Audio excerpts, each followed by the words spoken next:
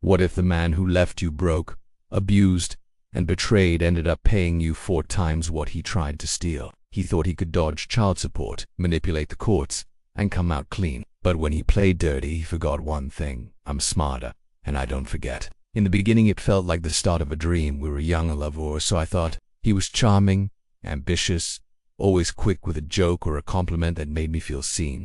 I met him when my world was full of possibilities, and being with him felt like a shortcut to a future I'd only dared to imagine. He talked about building a life together, buying a home, starting a family, the kind of conversations that make your heart flutter and your brain stop asking questions. I didn't know I was signing up for a contract written in invisible ink. When I got pregnant with our first child, it felt like we'd hit the next milestone in our fairy tale. But that's when the subtle shifts began. Suddenly, I was being told to quit my job, not asked, not supported in any decision. He framed it as a gift, a blessing even. You should stay home with the baby. It's better for the family, he'd say. But the undertone was clear.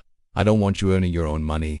I don't want you to have choices. And just like that, I handed over my financial independence. For love, for trust, for a lie. At first I told myself I was just being a good partner, a good mom. I stayed home with our baby while he went off to work every day, portraying himself as the dutiful provider. But it wasn't long before the tension crept in. If the house wasn't spotless, if dinner wasn't ready exactly on time, if the baby cried too much, his patience evaporated. He started calling me lazy, ungrateful, stupid. The man who once lifted me up was now chipping away at me, one cruel word at a time. By the time our second child arrived, things were worse. He no longer cared to hide his disdain. Arguments turned into shouting matches, shouting turned into threats, threats turned into things I couldn't even say out loud back then. Not yet. I still wanted to believe this was salvageable, that this wasn't abuse, it was just stress, a rough patch. But deep down, I knew. The fairy tale had turned into a trap. When our second child was just 2, I found out about the affair.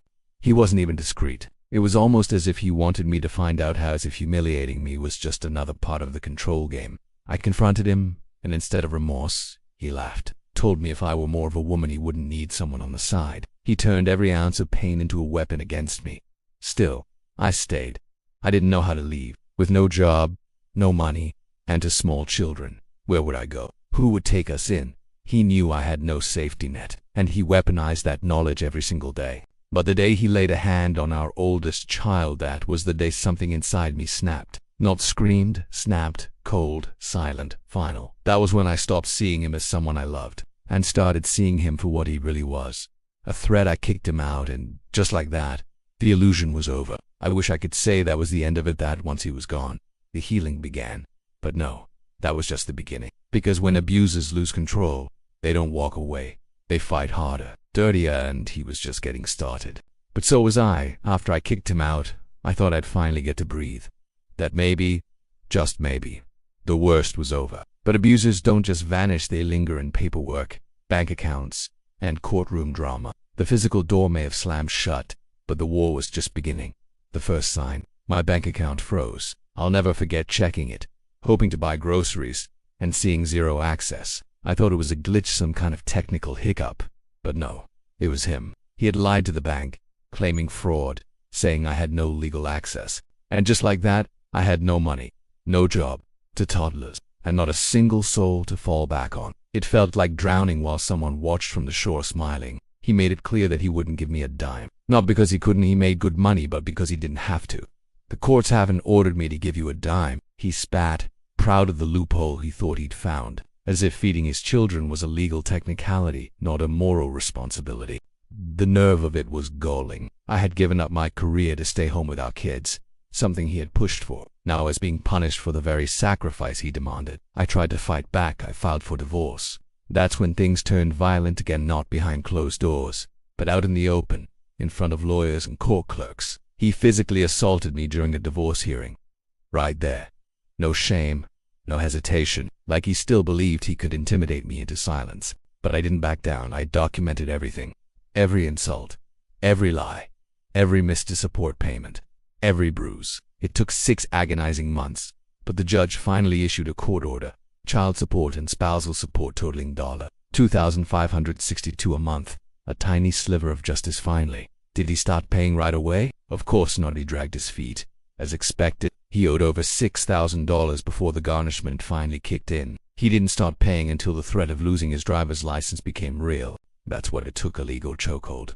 Not fatherly duty, not remorse, just fear of consequence.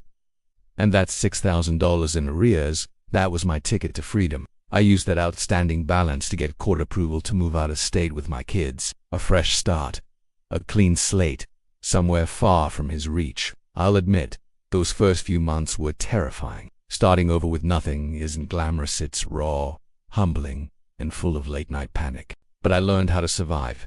I scraped by. I leaned on community programs, babysitting exchanges, anything that gave me even an inch of breathing room. Then came light. A year after the divorce, I met someone new, someone kind, supportive, safe.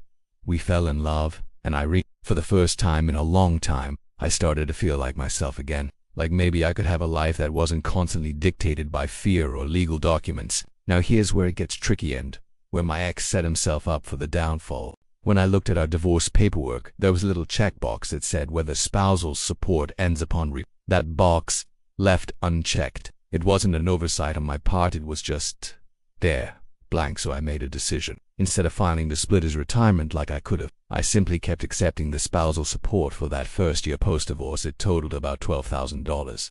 It felt fair, clean, balanced. I didn't want a war. I didn't want to drain his finances or make his life miserable. I just wanted enough to live, to raise our kids, to move forward. But he couldn't leave well enough alone. In 2017, out of nowhere, he filed for sole custody of the kids. No warning, no build-up, just a bomb dropped in my lap. At first I was confused. We had a working custody schedule. The kids were stable, why stir the pot? Then I realized he'd just found out I had and suddenly, the $12,000 in spousal support he'd paid looked to him like money I'd stolen. I told him, point blank, I took that money instead of filing for your retirement. That was the trade. But he didn't care. He demanded it back. Like a toddler throwing a tantrum over a toy he willingly gave away. They agreed technically. They ordered me to repay that year of spousal support. But here's the kicker. The judge also increased his child support, and the repayment that came out of that, meaning he was essentially paying himself back, with no net gain. In fact, I got an extra $20 a month out of the new arrangement. He tried to humiliate me in court, and he left with egg on his face. But the real revenge, that was still simmering. Because if he wanted to play hardball, if he really wanted to make this about what's fair, then so be it. The gloves were coming off, and I was coming for the 401k. When I tell people he left me with nothing, I mean that literally. After he was kicked out, he refused to pay for day. That meant I couldn't work. I applied for every financial assistance program I could find, every grant, every aid package, but there was always some reason I didn't qualify. Too recent a move, too small a window, too many hoops. And with no family nearby and no money to pay for help, I was completely on my own. It was as if I'd been marooned on an island with 2 babies and a storm coming in fast.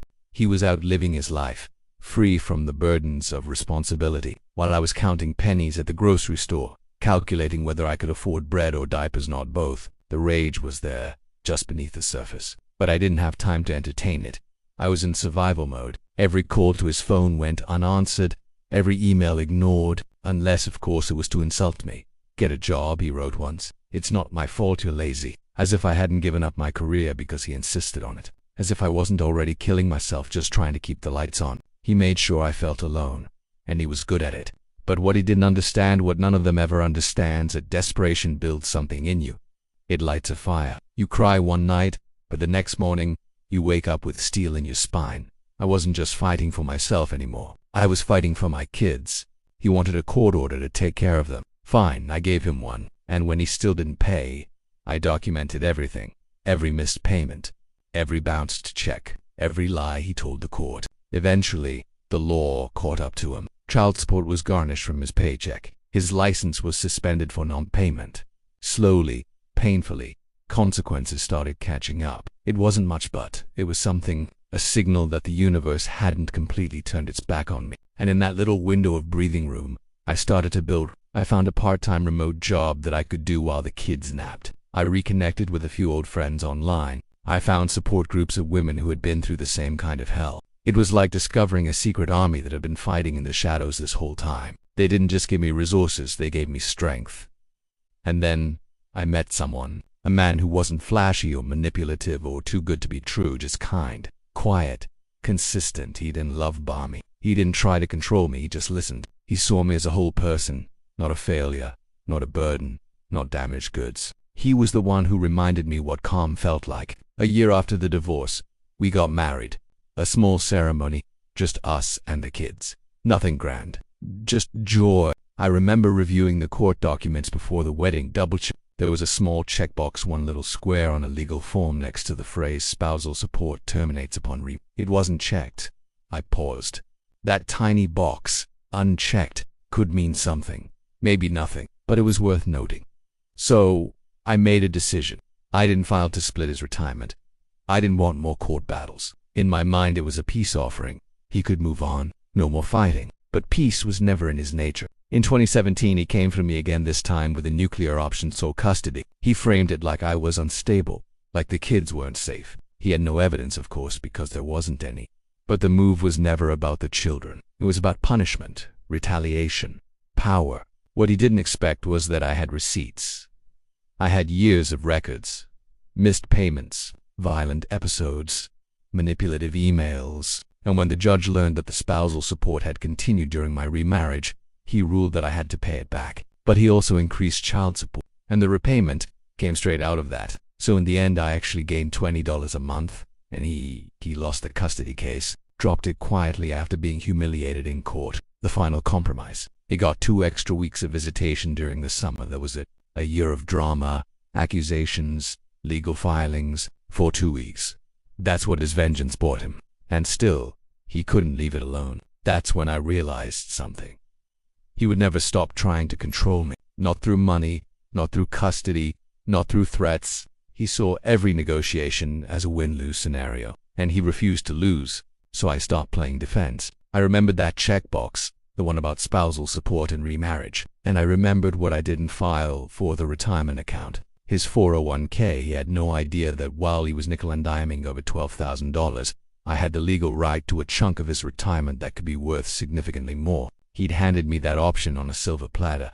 He played stupid games, and now it was time to collect his stupid prize. You can only poke the bear so many times before it wakes up. For years I let him run the show. He chose the rules. He decided when to pay, when to withhold, when to lash out. I had tried to be reasonable, fair even. I let him keep his retirement untouched. I didn't drag him through the courts for every dime. I gave him chances, so many, too many. But after that last custody stunt, something changed in me. The tiredness turned to fire. I was done negotiating, done compromising, done pretending this man deserved any more grace. He had spent years trying to drain me emotionally, financially, spiritually, and now I was going to take back what was mine with interest. So I filed to split his retirement. Let me be clear, this wasn't some vindictive impulse. This was my legal right. The same legal right I had chosen not to act on years earlier, when I thought we could just move on. But if he wanted to play court games, then we were going to play them all the way. He didn't take it well. The moment he got the papers, he lost it. Suddenly, I was the villain, the greedy ex, the one who was trying to ruin his life. He acted like I was breaking into his home and stealing his wallet, as if that money wasn't partially built on the years I stayed home without kids so he could go to work and climb the ladder, as if I didn't earn every cent of that. But instead of just cooperating like a grown adult, he went back to his usual playbook. Stall, delay, drag it out. He refused to sign paperwork, missed court deadlines, ignored communications from my attorney. He acted like if he just ran out the clock, I'd give up, like I'd forget what he owed me. He was wrong. What he didn't expect was that the courts had gotten tired of him too. After 4 long years of delay tactics and petty obstruction, the court sanctioned him. He wasn't just a deadbeat anymore. He was now a non-compliant party in violation of a court order. And the judge didn't take kindly to that. As a consequence, he was ordered to pay me $600 a month for an entire year, on top of regular child support. It wasn't just a slap on the wrist, it was a financial gut punch. And it was public. It went on record. It exposed him for exactly what he was. A manipulative man who thought he was above the system. The best part, the judge also charged him with contempt.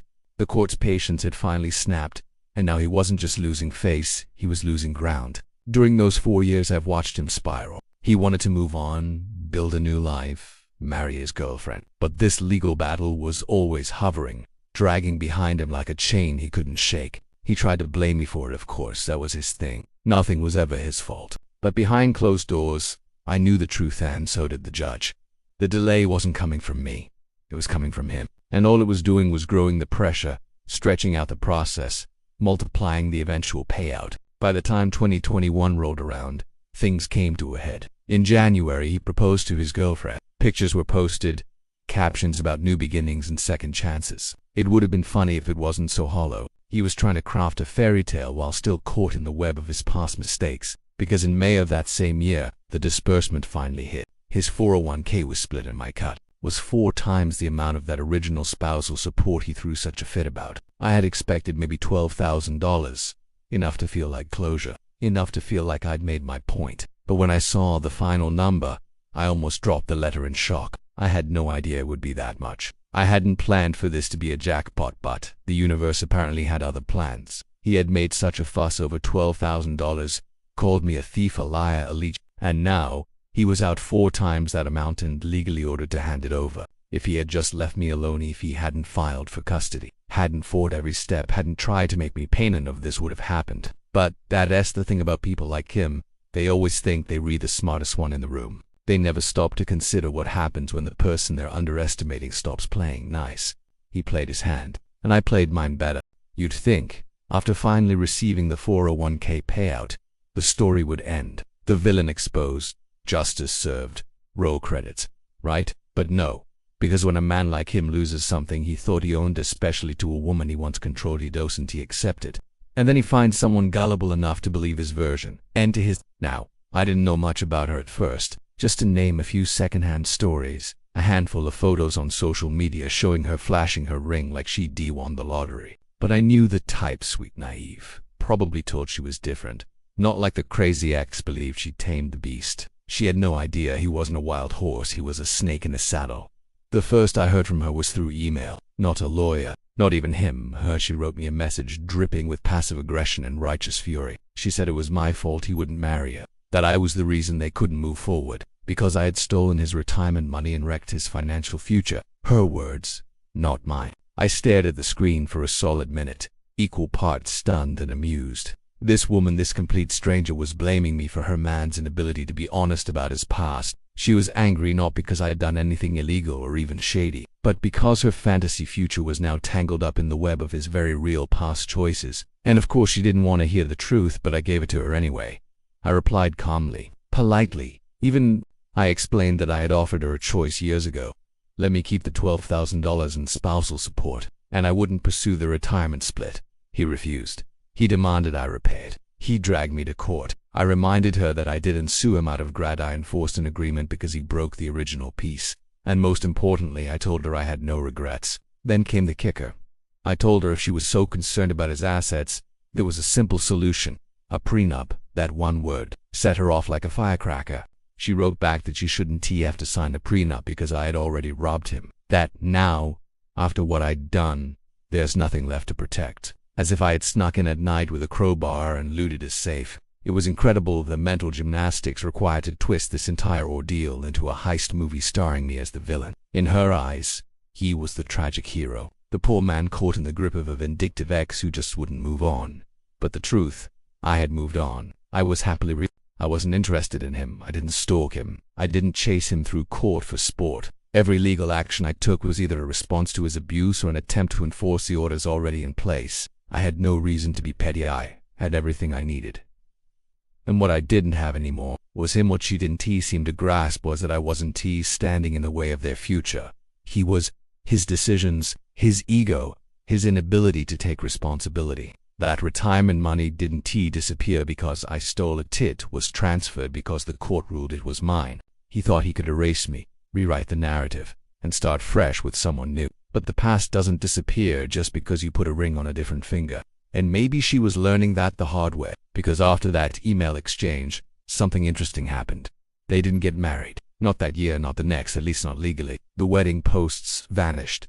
The online excitement fizzled. The engagement dragged on, and I couldn't help but wonder, did she finally realize she was about to marry a man who had lost thousands in a court battle he could be avoided with a little humility? Or was she still waiting for me to give something back that was never hers to begin with? Either way, it wasn't my problem. I wasn't in their relationship, but my shadow lingered there. Not because I wanted to, but because he dragged it in like a curse. You don't get to mistreat someone for years, try to financially ruin them, then act surprised when the consequences follow you into your next chapter. That 401k split. That was the price of his own stubbornness. That was the echo of a man who never learned how to tell the truth. As for me, I didn't need revenge. I had resolution, I had my kids, my peace, my power, and every time he checks his retirement balance and sees what's missing, I hope he remembers this. I never asked to fight. But when he made it a war, I made sure he lost more than just money. If there's one move every manipulator keeps in their back pocket, it's this. Threaten the kids. For years, my ex tried every angle to get under my skin: money, court orders, intimidation. But when all that failed, he went straight for the jugular. He filed for sole custody. It came out of nowhere. No warning, no build-up. Just emotion dropped on my doorstep like a legal grenade. We already had a working custody schedule. The kids were healthy, doing well in school, stable. There had been no incidents, no accusations, nothing to justify a change. But that's the thing with men like him. Logic doesn't matter. He wasn't trying to protect our children. He was trying to hurt me, control me, win. I remember the moment I read through the papers, my hands shook. Not from fear, though I'd be lying if I said I wasn't scared, but from pure disbelief. After everything he'd done, he was trying to take them away from me. It wasn't just cruel, it was deranged. He framed it all as concern, said the kids needed structure, that I was emotionally unstable, that they'd be better off in his care. Never mind the years of missed support payments, the abuse, the contempt charges, the sanctioned delays, the court-documented manipulation, all forgotten in favor of this shiny new narrative. He was the hero now, trying to rescue the kids from a bitter, vengeful mother. It was a performance, and I wasn't buying tickets. What he didn't count on, what he never counted on, was that I had kept everything: emails, texts, court orders, payment records, therapist notes, police reports, all neatly filed, all admissible in court, all spelling out the truth he wanted so desperately to bury. When I showed my attorney, he said, "This is a slam dunk." But still, this wasn't just about winning a case. This was about my children. The idea of them being uprooted, used as pawns in their father's revenge fantasy, made my blood boil. So I fought hard. We went to court and I didn't flinch. He tried to spin stories, but the judge saw through him fast. His narrative didn't match the evidence. The timeline didn't add up. His actions were inconsistent with someone genuinely concerned about their children. It was clear to everyone in the room this was retaliation, not parenting. And then came the twist he didn't see coming. The judge brought up the spousals, the same $12,000 he'd been screaming about for years. He argued that I had received it unfairly, since I was already Technically, the judge agreed. But instead of punishing me, the judge increased child support and deducted the repayment from that, meaning he was repaying himself with his own obligation. And just like that, his victory lap turned into a faceplant. Not only did he fail to get sole custody, but he walked out of court with a higher monthly obligation, and I walked out with more financial stability. He was furious, tried to storm out of the courtroom, slammed the door so hard the bailiff had to step in. But it didn't matter. The judge wasn't buying the temper tantrum. His mask had slipped, and now even the legal system had seen what I'd been dealing with for years. In the end, he dropped a custody bid altogether, didn't even try to refile. The only thing he got out of the entire mess was 2 extra weeks with the kids during summer 2 weeks. That was the grand prize he'd torched his own credibility for. After all that drama, all the lies, all the character assassination, he walked away with a slightly longer vacation schedule. He lost money, he lost face, and worst of all for him, he lost control. But the real cost, that came later, because that custody stunt was the moment I stopped playing defense. I stopped hoping for peace. I stopped wishing he'd change. It was the moment I fully realized he wasn't going to stop until he burned everything to the ground, or until I made it impossible for him to light the match again. He wanted to play hardball. Fine, I would play smarter. And it started with something he thought he'd gotten away with for years. His 401k. He thought I'd forgotten. Thought that by dragging me through court over custody, shaming me about spousal support, and making my life a maze of legal documents and stress, I'd be too tired to come for the one thing he held dear. More specifically, his 401k. But the thing about me I don't forget. Years earlier, I had given him a choice. A clean break. I could take that $12,000 in spousal support during the first year of my remarriage, and we could walk away from each other for good. No retirement split. No further court drama. Just co-parents with a shred of dignity between them. He didn't want dignity, he wanted domination. And when he demanded that money back, dragged me to court, and tried to take my kids, he broke the unspoken truce. And that meant all bets were off. So I filed for a Qualified Domestic Relations Order QDRO. If you've never heard of it, don't worry. Most people haven't until they're in a courtroom splitting up retirement accounts after a divorce. It's a legal mechanism that gives the ex-spouse their share of a retirement account, as determined by divorce terms or marital property laws. In our case, I was entitled to a portion of his 401k, a portion I hadn't touched until now. The paperwork wasn't simple. Retirement plans don't just hand over money when you ask nicely. There's a long process, mountains of documentation, and in his case, from the very beginning, he did everything in his power to stall. He ignored deadlines, refused to provide plan administrative details, sent incomplete documents back to the court. He even tried to switch employers just to delay the process further, thinking maybe a job change would complicate the QDRO process enough to scare me off. Spoiler alert, it didn't. If anything, it made me more determined, because every obstacle he threw at me just built a longer record of his not. Every stall tactic became evidence. Every act of defiance was another nail in the coffin of his credibility. Eventually, even the court lost patience. After years of delays, the judge dropped the hammer. Sanctions, contempt charges, a court order demanding full cooperation. And just to make sure it stung, the judge ordered him to pay me $600 per month for a full year in addition to his regular child support. That wasn't just punishment, that was public humiliation. His defiance had backfired spectacularly. Now, while he was scrambling to explain to his employer and his knew why he was being docked yet again, I kept my focus on the goal. I wasn't interested in the drama anymore, I wanted resolution. So I kept pushing, following every legal step, crossing every T, dotting every I. And in May of 2021, it finally happened. The funds were dispersed. It was surreal. But what I saw was nearly 4 times that amount. I stared at the page like it was a glitch. Surely that couldn't be right, but it was. The years of compound interest, his steady employment, his employer match contributions, they had added up. And now, thanks to his arrogance, his refusal to accept a fair deal, and his obsession with punishing me, he had handed over a small fortune. I didn't gloat, I didn't post about it. I didn't even tell anyone outside of my closest circle, because I didn't need to scream my victory from the rooftops. The silence was enough. He knew he saw the balance drop, felt it in real time. That money, the nest egg he thought was untouchable, was now partially mine. And what made it all sweeter, he had chosen this. If he'd just accepted the original deal, none of this would have happened. If he'd swallowed his pride, let me keep that $12,000, and moved on, his retirement would still be whole. He could have proposed to his girlfriend with financial confidence, could have moved on for real.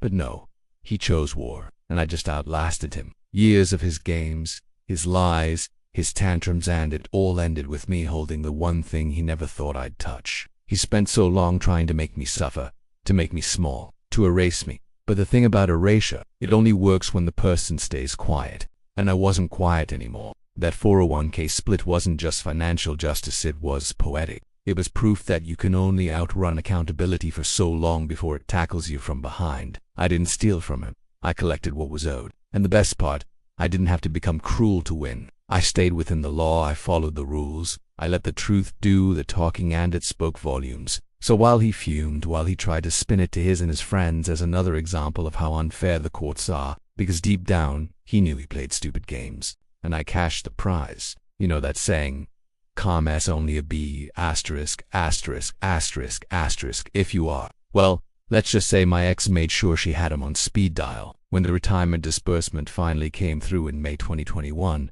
I didn't make a scene. I didn't send him a smug text. I didn't forward the statement with a winking emoji. I didn't need to. He felt it. That missing chunk in his retirement wasn't just a number, it was a reminder. Every time he logged in to check his balance, there it was. The price of arrogance, bitterness, and years of dragging me through legal hell. Every penny lost was a reflection of every bad decision he ever made trying to spite me. And just when I thought the dust was finally settling, karma decided to swing back around for an encore. It started with his, I didn't know the details right away, but whispers started circulating. An awkward silence on social media.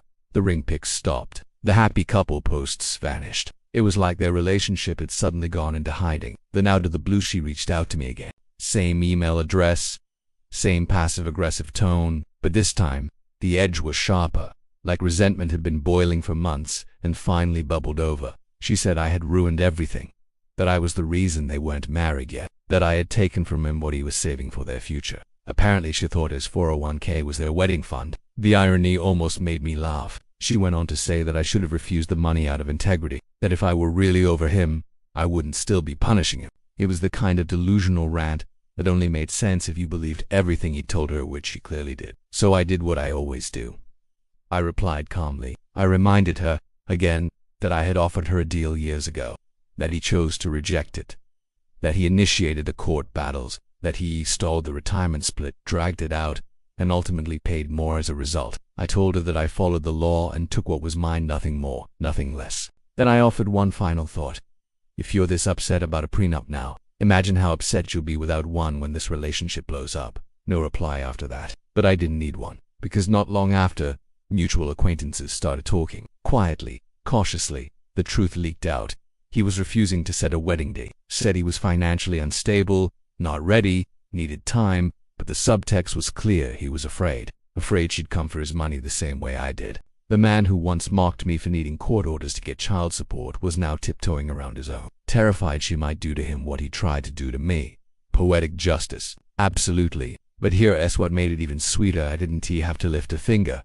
Karma did all the heavy lifting. I didn't lie, I didn't cheat, I didn't manipulate, I just stood my ground. And in doing so, I became the mirror he couldn't avoid every consequence, reflecting back his own choices. He told her I ruined his life. Maybe he ruined it all on his own. I wasn't the one who refused to support his kids. I wasn't the one who stalled legal obligations for years. I wasn't the one who blew up a marriage, tried to take custody out of revenge, and made courtrooms my second home. He did all of that, willingly, repeatedly. And now, when faced with the chance to rebuild his life, he was paralyzed not because of me, but because he finally realized the system can hold people accountable, that there are consequences when you burn every bridge and treat people like stepping stones. He built his house on a foundation of arrogance, and now it's cracking. And me, I'm good. I've got a peaceful home, kids who are thriving, a husband who respects me, and a bank account that finally feels secure. I'm not rich, but I'm not scraping anymore. I don't cry over bills, I don't flinch at court letters. I sleep through the night. And that, more than any payout, is what victory feels like. I didn't ruin his life, but I'll tell you this. I sure as hell made sure he didn't ruin mine. She really believed she was different. She thought she'd tamed him, that she was the one who finally got it right, that everything he did to me, everything he was accused of, everything documented in court was just a bad breakup, a misunderstanding, my bitterness, my fault. Classic story, really. The new woman swoops in, believing the fairy tale version he feeds her, convinced that love and patience will change him, that he just needed the right person, that his ex was crazy and dramatic and unreasonable, and then reality hits. In this case, it started with a wedding that never happened. After the engagement announcement in early 20, they went full Pinterest mode, venue scouting, #brainstorming the works. Her posts were a blend of bridal enthusiasm and thinly veiled jabs. Can't he wait to finally marry a real man, or sometimes love finds you after the storm? I rolled my eyes but let it slide. After all, I wasn't the one dealing with him anymore. But the longer the engagement dragged, the quieter things got. No venue, no dress reveal, no finalized date, no joyful countdown. Then the messages started. First that email blaming me for stealing his retirement, accusing me of sabotaging their future. Then another one shorter called her. She was angrier now, frustrated.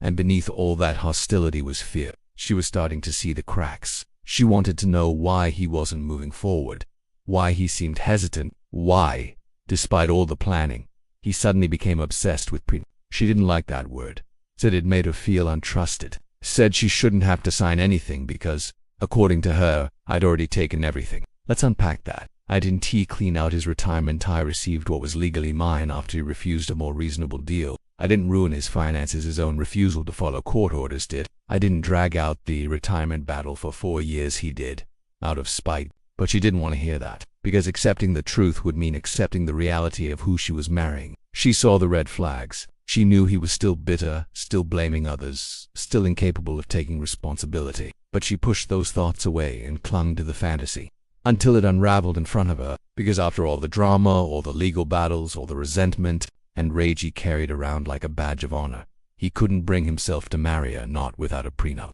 Not without an escape hatch. Not without full protection. I mean, he never offered me, and suddenly she wasn't the one anymore. She was just another woman asked to sign a contract because of the mess he made with the last. You could see it in her silence. The social media blackout. The way she went from to partner to weary, just enjoying the moment in every caption. The excitement died. The shine wore off, and she was left staring down a man who wasn't Prince Charming, just a guy trying to patch together the pieces of a life he broke. She blamed me. Of course she did. But one day, if she's smart, she'll stop, because I wasn't the one who brought destruction into her home. He did. I wasn't the one who lied, manipulated, delayed, and blamed everyone but myself. He was. And now, she gets to live with that. She wanted the crown, she got the curse. Let's get one thing straight, I never wanted revenge.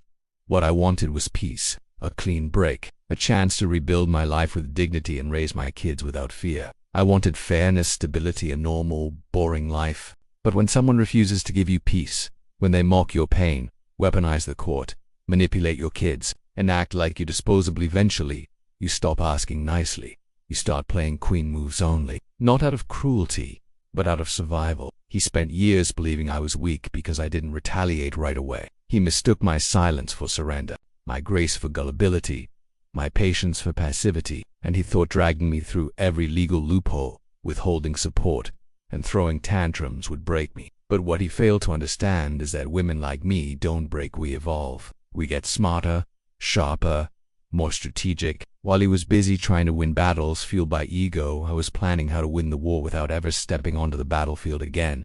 Every form I filed, checkmate. Every court hearing I walked into, prepared.com/armed with evidence. Another queen move. Every time I didn't stoop to his level. Power, I didn't scream, I didn't threaten. I didn't throw fists or false accusations. I let the facts speak. I let the law speak. I let him write the story of his downfall with every selfish, short-sighted move he made.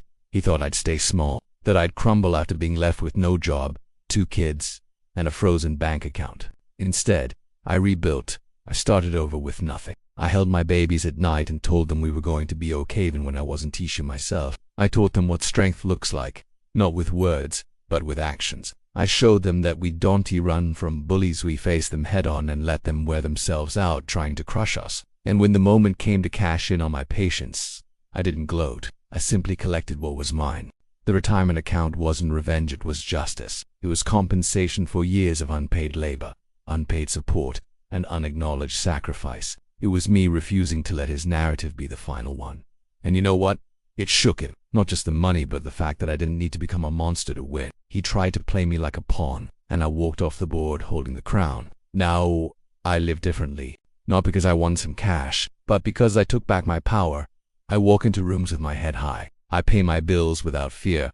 I make decisions from a place of security, not survival. And when I look at my children, I know they saw the whole thing. They saw a woman who was hurt but never hateful, who was wrong but never wrecked. I didn't just protect them from him. I protected them from becoming him. And that's the ultimate move. Because while he's still spinning in circles, blaming everyone else, fearing every new relationship might end in another legal battle, I'm free. And that freedom, that peace, that unbothered joy, it's worth more than any retirement check. So to anyone out there feeling trapped, powerless, stuck behind someone else's cruelty, listen closely. You don't have to scream to be heard. You don't have to destroy to win. You don't have to rush to retaliate. You just have to rise, quietly, strategically, boldly.